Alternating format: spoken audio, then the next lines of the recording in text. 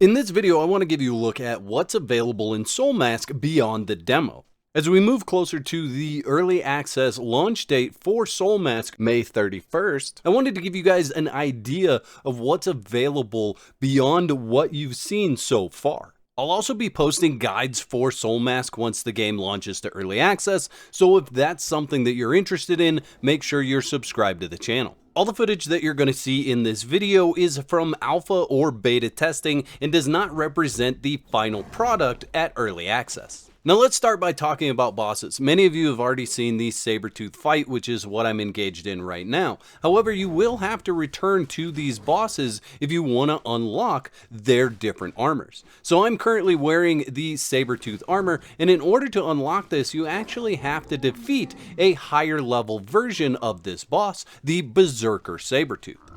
There are 3 levels to each of the 5 bosses, each one of them increasing in difficulty. However, there are rewards for beating the more difficult versions, like the armor unlocks. There's a Sabertooth, a frog, an ape, a griffin, and a mammoth. Now I've fought each one of these except for the mammoth because it's currently not available to me, and each one of those fights is its own unique experience. Defeating these bosses is important for your gameplay because each one of them has repair nodes locked behind their defeat. So in order to get some of the best repair nodes for your mask, you will need to defeat these bosses at least once. And speaking of the armor that you can unlock from some of these bosses, it can give you the upper hand in your journey through what is a big part of what you're going to be doing next, and that's the dungeons. These are mechanical dungeons, and some of them have effects like poison. You can see currently around my screen there is a lot of green, and that shows that I'm gaining poison from this area. However, the armor that I'm wearing is the armor from the Fog Frog, which actually negates some of that poison damage.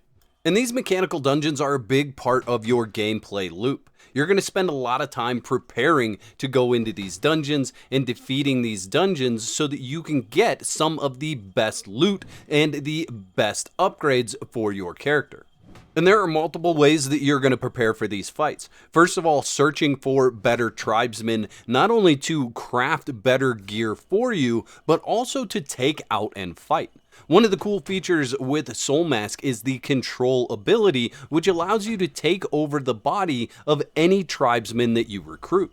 So you may find a tribesman that is very skilled with using hammers and more skilled than your character can actually be. This is a tribesman that I choose to go in and engage in the content in these mechanical dungeons because they can do so much more damage than my own character. Additionally, if I know that I'm not going to be fighting mechanical enemies, I may choose a tribesman that uses dual blades or a sword better than I could. The way that Soulmask is set up is that technically you are the mask and you are able to attach to any of your tribesmen or your main character that you create at the beginning. And I know this turns some people off that the character you create is not the main character or the character that you're going to complete all of this content with. However, I would say it's so nice to be able to just walk over to a tribesman that is proficient in something that you're not proficient in and take control of their body so that you can engage in content different ways.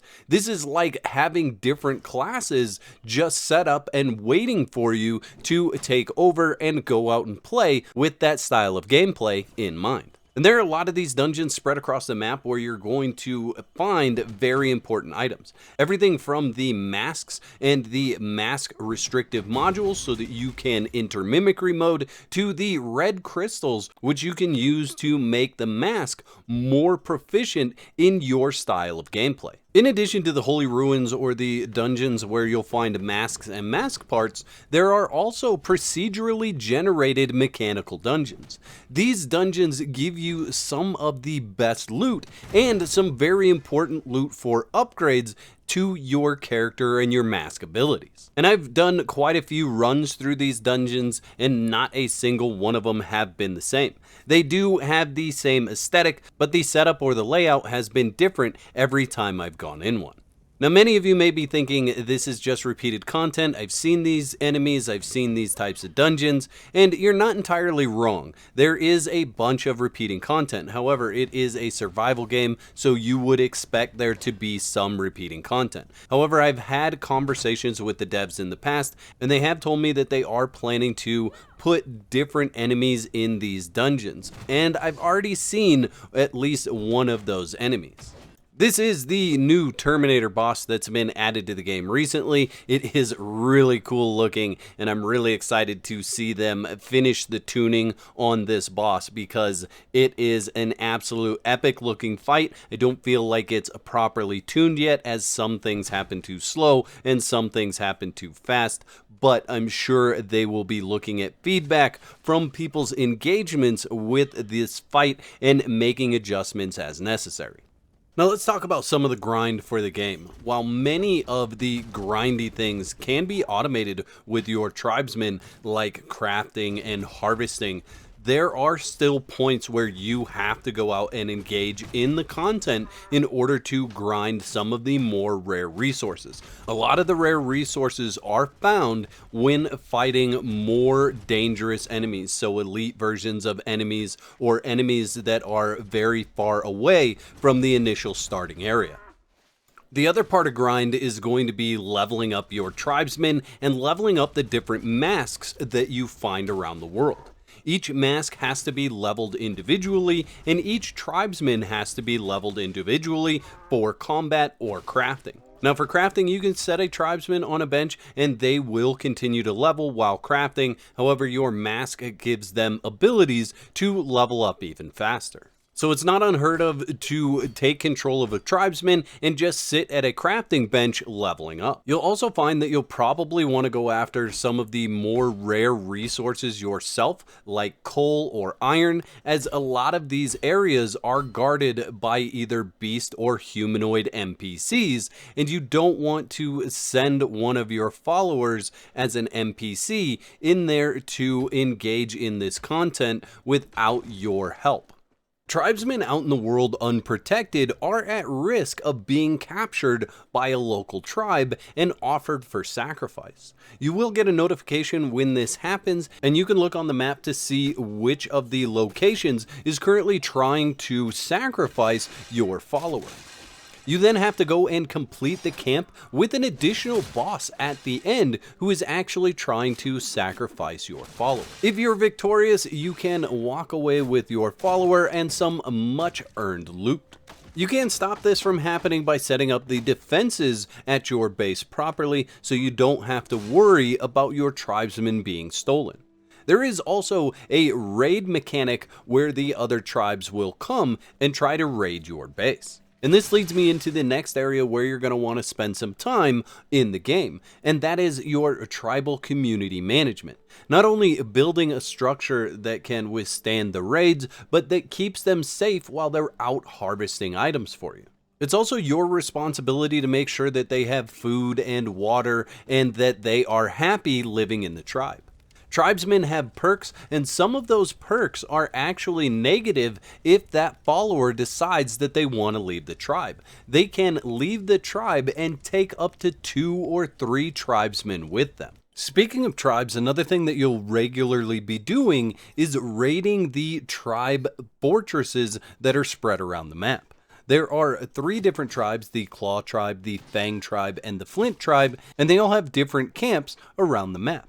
These are great locations to come and get some really good resources or to harvest items that maybe you haven't seen in any other area of the world. Additionally, when you defeat the bosses, they will give you the worship containers, and you can also loot some of the items that are necessary to create armors in the style of that tribe. And while you're raiding these different locations, I highly recommend looking at the different NPCs that are in this tribe to see if there's something there that you may want to take back to your base and make it become your next tribes member. And the map for Soulmask is a rather large map. Now, with that being said, there are a couple of ways that you can get around the map. One is fast travel. There are different fast travel points around the map, and once you unlock both sides of that fast travel, you can use the teleporters so that you can easily get around the map. Additionally, there are currently 4 different mounts in game.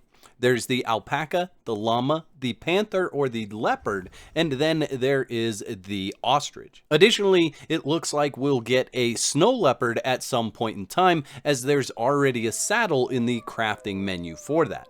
But I have not seen that in game yet. Something to keep in mind is that Soulmask is a little bit more of a slow-paced game when it comes to progression. It's something that the devs really want you to sink some time into in order to explore everything that it has to offer. Now, there'll be plenty of people that put together speed runs or really fast ways to level up and continue into the content, but Soulmask is meant to sit back, relax, and just kind of enjoy your journey through the game. I have a little bit over 500 hours of gameplay in Soulmask as of right now, and I'm still really enjoying finding new and exciting things in game and discovering new areas that I haven't ventured to thus far. I'd like to thank all my YouTube members for your continued support. Y'all are absolute legends. Don't be out of whack. There's another video on the screen right now that you can click to watch more of my content.